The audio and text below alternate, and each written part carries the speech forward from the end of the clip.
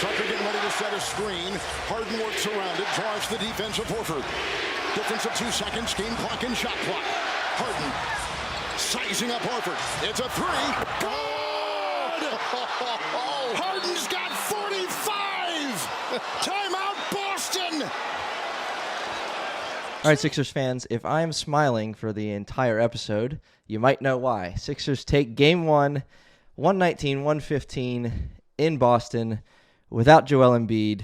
This is Planet 76 5-minute recaps of Game 1 of the series, Eastern Conference semifinals, and we have a lot to unpack. Again, all smiles on here today. What a game, a lot to break down, and we're going to get through as much as we possibly can while keeping it close to 5 minutes. So 119-115. James Harden had 45 points in this one. The Boston Celtics were extremely hot in the first half. They made literally 72% of their shots, and that was when they cooled off a little bit in the second. But James Harden was the story in this one to close it. He had the dagger three.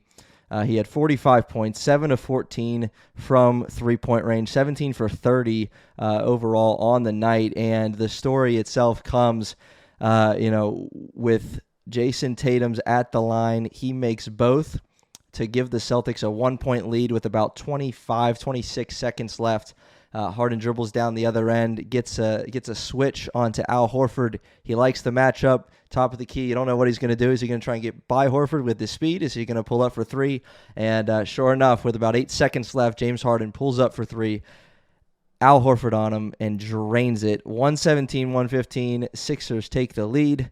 After a timeout, Celtics tried to get a look. Marcus Smart drove, and a little miscommunication. They turned the ball over, and Paul Reed grabs it on the baseline. They foul him, and Paul Reed goes down to seal the deal, makes both free throws with 4 seconds left to seal the game, 119-115. Just incredible stuff. Again, there were moments when it didn't look like Boston was going to miss in this one. Jason Tatum was phenomenal. I got to give him credit for what he did in this one. He finished with 39 points on 14 of 25 shooting. He had 11 boards to go along with that. Jaylen Brown had a really good start. He finished just 8 for 10, really efficient 8 for 10, obviously, with 23 points, 6 boards, and 4 assists. Marcus Smart had 12. Al Horford finished with 11. Malcolm Brogdon was big for the Celtics with 20. And then to the Sixers side of things, Tobias Harris poured in 18 on 50% from the field. Paul Reed had 10 points and 13 boards, another double-double in a start for him in the playoffs without Joel Embiid. Of course, Tyrese Maxey, 26. He got it going in the second half. He was pretty big, third, fourth quarter. And again, James Harden, 45. D. Melt had 17 points in the first half, really helped to keep the Sixers in it. After the end of the second quarter, Sixers somehow trailed by a score of 66-63, despite Boston shooting 72% at half. I wrote a note, I was like, if you'd have told me Boston was going to shoot 72% in the first half, I would have thought the Sixers were losing by 30, legitimately. And they were only down by 3. Maxey got it going early in the third quarter. Sixers fought, and it ended up being a tie, 87 apiece heading into the fourth quarter. Maxey had a couple good looks from 3 early fourth that wouldn't fall.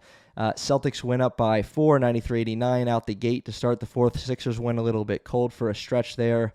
And there were several sequences where you think, okay, this game could go the Celtics' way, and it's going to really hurt if it does.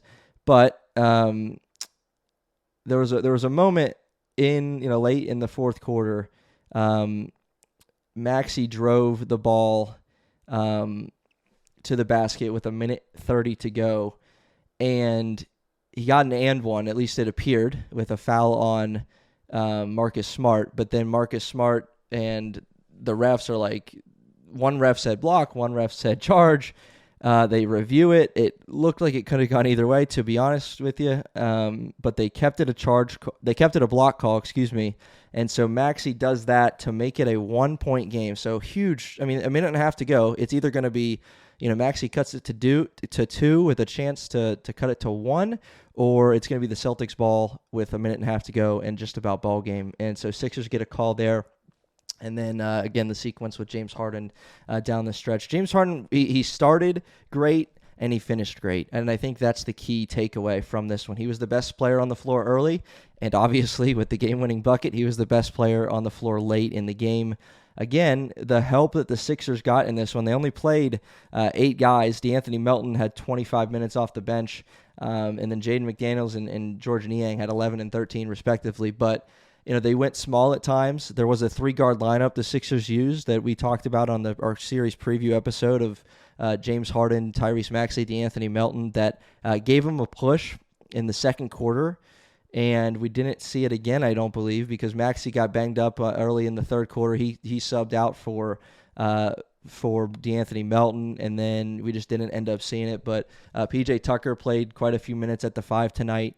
Man, it's just a lot. Like, I don't even know what else to say, but there's so much else to say. Like, this is incredible that the Sixers were able to win this game, 119-115 again, and if you're watching that game, especially first half, Boston's doing whatever they want. You got to credit the Sixers defense a little bit because they gave up 38 and 28 in the first and second quarter, but then in the third quarter they only gave up 21, and then fourth quarter 28, and they won the fourth quarter by 4, obviously, as they head into that quarter tied. Just incredible stuff. It's hard to believe that the Sixers won this game, and again, it felt like this was one they had to get. I mean, this was one they absolutely had to get because it was close. You head into the fourth quarter tied in Boston without your best player, without the MVP of this league, Joel Embiid, who will be named such tomorrow night. This is incredible. It's just incredible. And they had to win this game. You had to steal 1 out of 2 in Boston. We said that on our preview episode. And so now it's interesting to see what's going to happen for game 2. Will Joel go? I don't know that he will. I think on the TNT postgame they were saying they'd be stupid to play him. Give him some more rest. Be happy with your 1 out of 2. We'll see what happens in game 2. The Sixers certainly could win that one, but you came to Boston to win one. Let's be honest. You came to Boston to steal one, and steal one they did on the back of James Harden's 45 points and a game-winning bucket with 8 seconds to go in this one. One last note I do want to touch on. So as bad as the Sixers defense was early in the game, they made big stops late. Again, you think about the last possession of the game, really 117-115. Celtics had the ball and Celtics turn it over due to some, again, a miscommunication, but some good defense by the Sixers.